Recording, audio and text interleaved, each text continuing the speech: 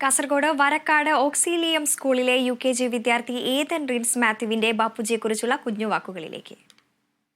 എല്ലാവർക്കും നമസ്കാരം. ഇന്ന് ഒക്ടോബർ 2 ഗാന്ധി ജയന്തി. മഹാത്മാഗാന്ധിയുടെ ജന്മദിനമാണ് ഗാന്ധി ജയന്തി. കുട്ടികളുടെ പ്രിയപ്പെട്ട ബാപ്പുജി. എന്ത് ബാപ്പുജി? ഇന്ത്യയുടെ രാഷ്ട്രപിതാവാണ് ഗാന്ധിജി.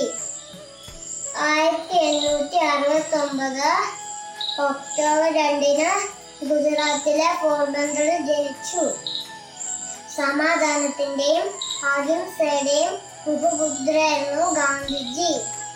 എന്റെ ജീവിതം സന്ദേശം എന്ന് പറയാൻ കഴിയുന്ന ചുരുക്കം ചില മനുഷ്യരിൽ ഒരു വ്യക്തിയായിരുന്നു ഗാന്ധിജി. ഒരിക്കൽ തന്റെ മുഖത്ത് തൊഴിച്ചിരുന്ന ബ്രിട്ടീഷുകാരനോട് താങ്കളുടെ കാല് വേദനിച്ചോന്നാണ് അദ്ദേഹം ചോദിച്ചത്. Martin Luther king, Nelson Mandela തുടങ്ങിയവർ ഗാന്ധിജിയുടെ ആശയങ്ങൾ പ്രാവർത്തികമാക്കിയവരാണ്. നേതാജി സുഭാഷ് ചന്ദ്രബോസാണ് അദ്ദേഹത്തെ ആദ്യമായി രാഷ്ട്രപിതാവെന്ന് വിശേഷിപ്പിച്ചത്.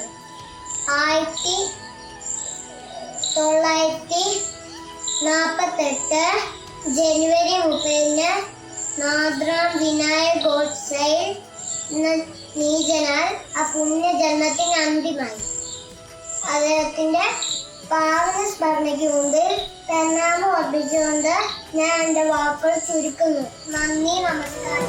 എന്റെ ബാപ്പുജി കുഞ്ഞുങ്ങളുടെ പ്രസംഗം നിങ്ങൾക്കായി അവതരിപ്പിക്കുന്നത് കേരള വിഷൻ നവകേരള പ്ലാൻ വെറും 199 രൂപയ്ക്ക്.